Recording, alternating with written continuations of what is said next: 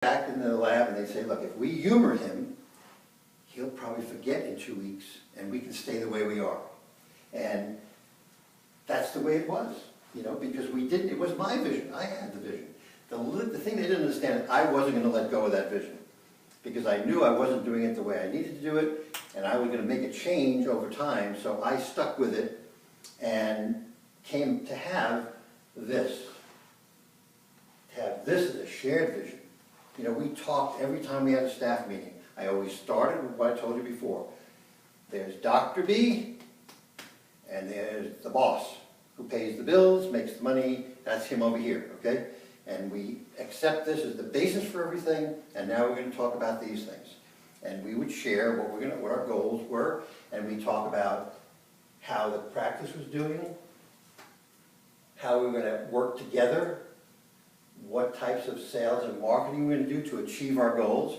By the way, how many of you have a bonus system in place for your team? Oh, great. Okay. If you don't, you might want to think about how that could be an important accelerator to the growth of your practice. Because you know what world life is all about?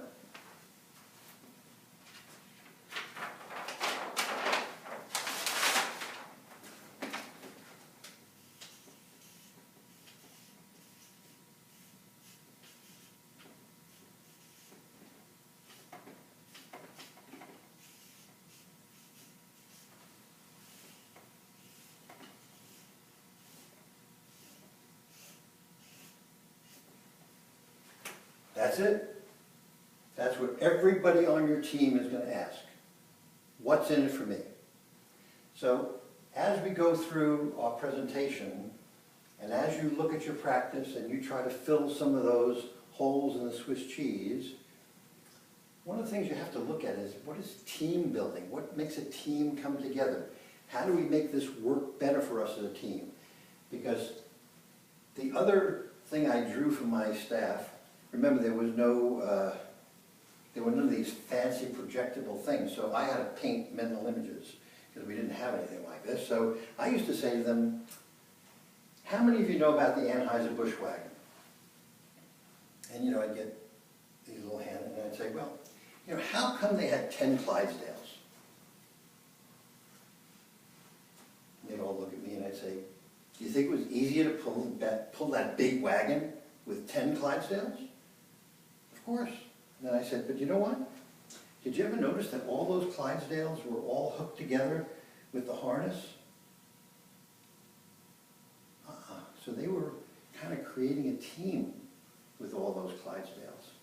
And then you saw this little guy up there, and he had all these reins. So he was telling everybody, hey, here's where we're going. He was painting the vision. So in our practice, that's what we want to do. We want to come up with a vision, and then we want to all get together, all be on one team, and we're going to move forward. See, because a leader doesn't say, go do that. That's what a boss says. A boss says, hey, go do that. Hey, go do that. You know what a leader says? Hey, let's work together and get this done. And that's what we want to develop in our practice is leadership.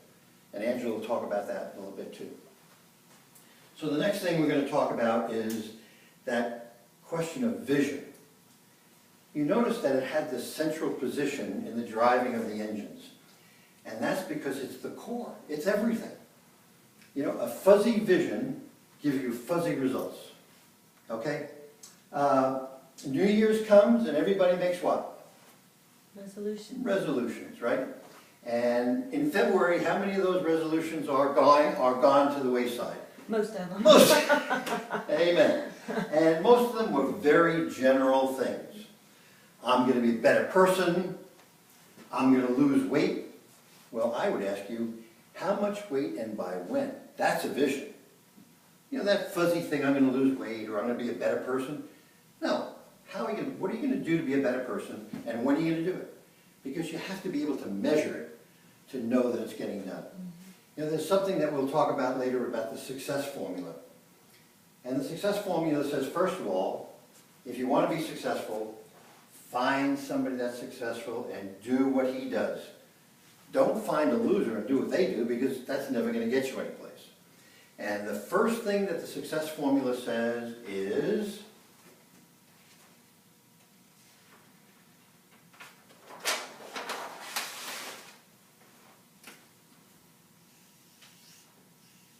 identify your goal.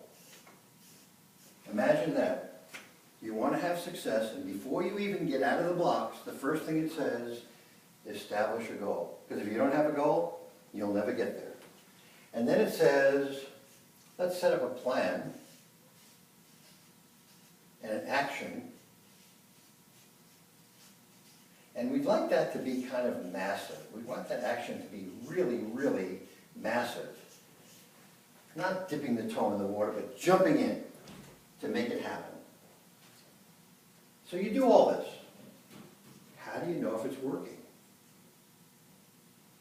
You have to go ahead and you have to monitor.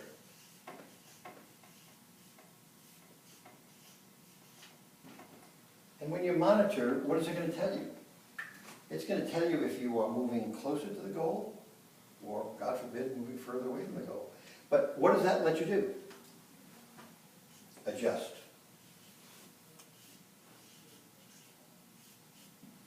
Modify, replan, get together with your team and reassess your action plan.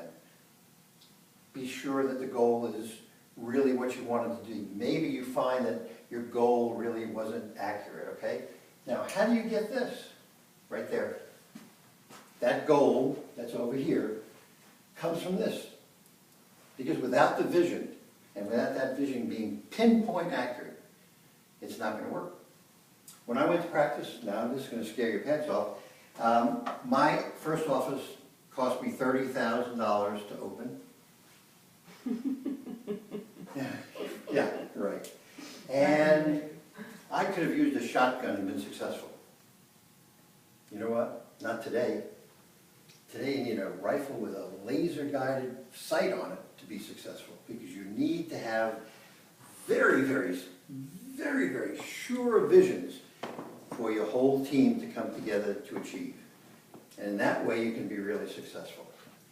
So I've talked enough now, and so now is my time to turn it over to my best half, my executive coach partner, Angela Henderson.